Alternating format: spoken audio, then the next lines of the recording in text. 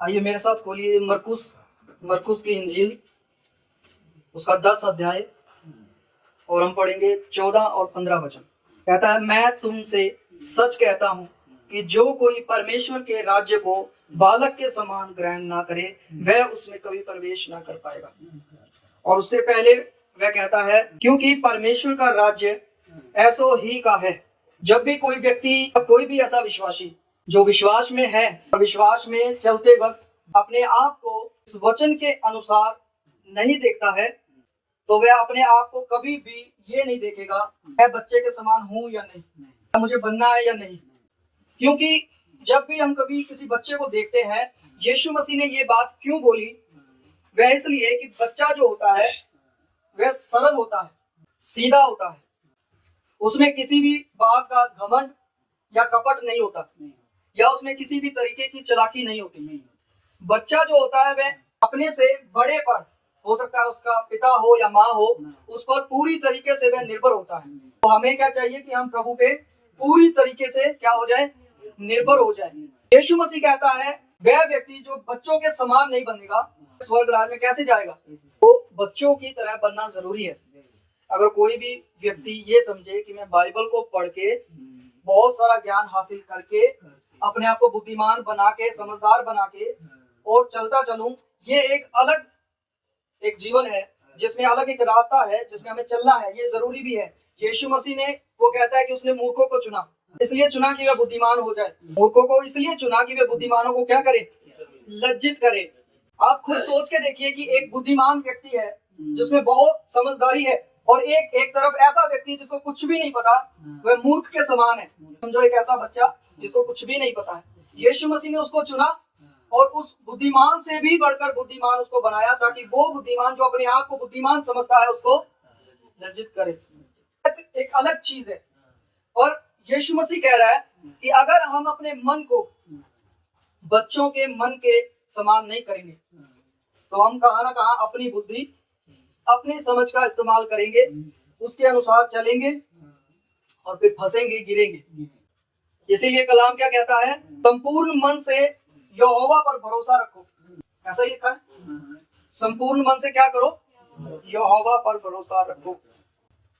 और जब हम उस पर भरोसा रख के उसकी बुद्धि के अनुसार, उसकी योजना के अनुसार चलेंगे, वो हमारे लिए सीधा मार्ग निकालेगा।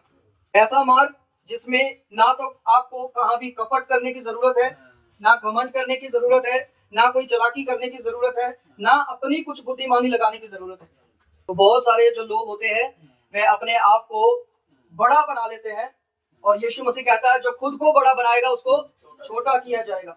तो हमारे लिए, सबके लिए ये अच्छा है कि हम अपने आप को छोटा बनाएं। हम जितना ज्यादा अपने आप को छोटा बनाते चले जाएंगे, लिखा जो अपने आप को छोटा करेगा मैं उसको बड़ा करूंगा, ऊंचा करूंगा। हम सबके पास यही सेम बाइबल है, यही सेम वचन है, और इन्हीं वचनों से परमेश्वर बात करता है। खुद सोचिए, अब हम इन वचनों को सीरियसली अपनी लाइफ में लेंगे, हम उस तरीके से इन वचनों को लेंगे जैसे परमेश्वर चाहता है, कि हम सिर्फ सुनने वाले नहीं और इसके अनुसार करने वाले भी हों, चलने वाले भी हों। अगर हम ऐसा करेंगे तो क्या होगा, हम वैसे बनेंगे जैसा कि परमेश्वर खुद है। देखिए, एक समय था जब परमेश्वर ने अदन की वाटिका बनाई, फिर आदम को बनाया, हवा को बनाया। जब तक उन्होंने अपनी बुद्धिमानी का इस्तेमाल नहीं किया था, तब तक वो एक बच्चे के समान थे। बच्चे के समान थे, हुआ क्या, परमेश्वर आता था, मिलता था, बातें करता था और उनके लिए सब कुछ प्रोवाइड करता था। पर जब उन्होंने अपनी बुद्धिमानी लगानी शुरू की, बुराई में गिरे, पाप में गिरे, उनकी वजह से जो पाप है, बाइबल बताती है, पूरे संसार में फैला, मृत्यु फैली। तो एक व्यक्ति की खुद की समझ लगाने की वजह से इतना सब कुछ हो सकता है, आप खुद सोचिए। और फिर वह बच्चे के समान नहीं रहा। और जो व्यक्ति अपने आप को बच्चे के समान नहीं रखेगा, वह कुछ ना कुछ अपनी लाइफ में फेस करता ही जाएगा, करता ही जाएगा।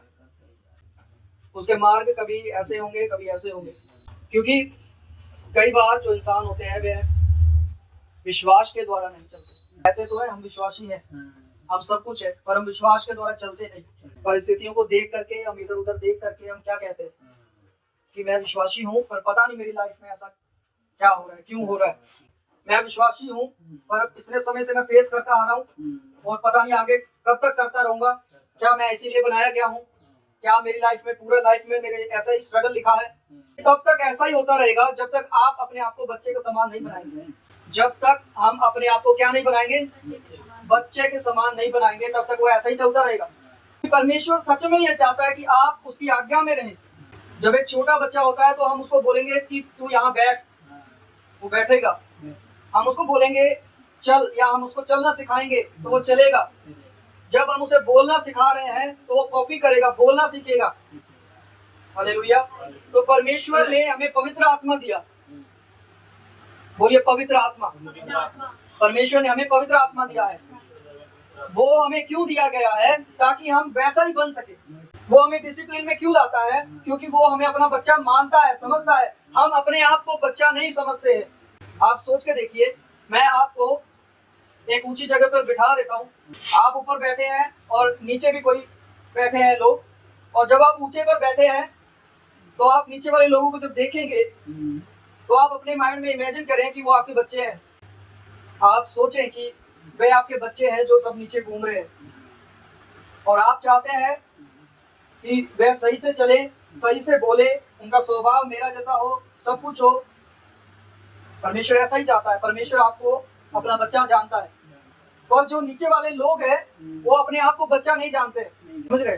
परमेश्वर ऊपर बैठा हुआ कह रहा है कि मैं यीशु मसीह को भेजूंगा, तो इसके लिए उद्धार का मार्ग निकलेगा और ये मेरे तक आ जाएगा और सीधा मेरे पास रहेगा, स्वर्ग में आएगा, नरक नहीं जाएगा। पर नीचे वाले लोग क्या बोल रहे हैं कि हम अपनी मर्जी से उद्धार को प्राप्त कर लेंगे, अपने बल पर, अपने जोर से हम पुण्य के काम करेंगे और हम उद्धार ले लेंगे।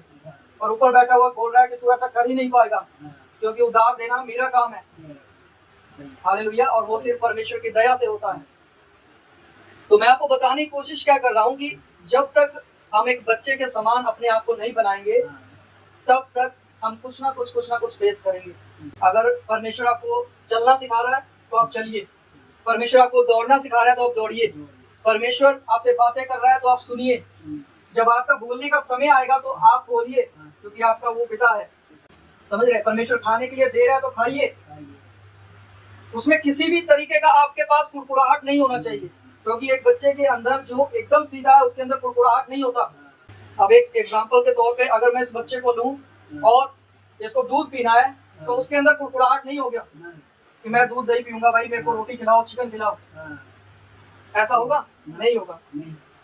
हालेलुया। तो परमेश्वर का वचन क्या कहता है कि हर बात में उसका क्या करो? धन्यवाद करो, क्योंकि उसने हमें चुना है। उसने देखा होगा कि हाँ नीचे है कोई व्यक्ति जिसको उद्धार की जरूरत है, चलो इसको चुनते हैं। उसने उसको चुना और अलग किया। हालेलुया। अलग कर लिया है तो वो चाहता भी है कि हम वैसे ही अलग दिखें भी, अलग चले भी, हमारा चाल चलन भी अलग हो, हमारा बोलचाल सब कुछ अलग हो जाए। इसलिए वचन कहता है कि ज्योति की संतान की नहीं चलो, जैसे ज्योति की संतान होती है, जैसे उजाले की संतान वैसा चलो। जहाँ आप खड़े हो जाए वहां उजाला हो, जहाँ आप खड़े हो जाए वहां बुद्धि की बातें हो, जहाँ आप बैठे वहां पर लोग कांपने चाहिए। हालेलुया। तो कांपने इसलिए चाहिए क्योंकि उनको ये आप ऐसा अपने आप को बनाए कि आप पाप से नफरत करते हैं, आप बुराई से नफरत करते हैं, और अपने अंदर इतनी हिम्मत रखें कि आप पाप के खिलाफ बोल सके, आप उसके साथ समझौता ना करें। समझ रहे कि नहीं? पाप के साथ कभी भी समझौता ना करें, उसके खिलाफ बोलना शुरू करें। हम ये बहुत अच्छे तरीके से जानते हैं, परमेश्वर जो है वह सबसे प्रेम करता है, पापियों से प्रेम करता है। पापियों के लिए आया, उसने मार्ग बना दिया। अब उसके बाद क्या पापी के लिए वो इसलिए आया कि पापी सदा ही पापी रहे? इसलिए वचन क्या कहता है? पापी से प्रेम करता है परंतु पाप से नफरत करता है। इसलिए अगर वो नफरत करता है पाप से, तो पाप से, बुराई से हमें भी नफरत करना है, क्योंकि जो अपने पिता का क्या स्वभाव है वही हमारा होना चाहिए, क्योंकि हम उसकी क्या है? संतान है। हालेलुया। तो आपका परमेश्वर कोई इतना छोटा परमेश्वर नहीं है कि आपको बुराई के सामने बोलने में डर लगे। लास्ट बात बोल के हम अपने वचन में आएंगे। जब भी हम परमेश्वर को देखते हैं, हमेशा एक बात याद रखें कि उसके हाथों में मृत्यु की और अधोलोक की चाबियां हैं। यीशु मसीह ने क्या कहा? देखो मैं जीवित हो गया हूं और अब मौत की और अधोलोक की जो चाबियां हैं वो मेरे पास है। आप मुझे बताए आपका कौन क्या कर सकता है जब आपका परमेश्वर वो है जिसके हाथ में सब अधिकार है। आपको कब धरती पे रहना है, आपको कब जाना है, कब खाना है, कब पीना है, सब तरीके के अधिकार यीशु मसीह के पास है। क्योंकि मृत्यु और अधोलोक की चाबियां किसके पास है? यीशु मसीह के पास है। हालेलुया। तो आपका कौन क्या बिगाड़ेगा? हालेलुया। समझ रहे? तो इसका मतलब ये भी नहीं, अगर हमारा कोई कुछ बिगाड़ नहीं सकता है, कुछ हमें कुछ नुकसान नहीं पहुंचा सकता है, तो हमें अपना स्वभाव को भी नहीं बदलना है, हमें बदमाश नहीं बनना है। हालेलुया। समझ रहे? तो एक बच्चे के समान अपने आप को बनाए, जैसा बाइबल में लिखा है वैसा चलना शुरू करें, वैसा अपने आप को बनाए। हालेलुया। आइए हम अपने मेन वचन में चलते हैं।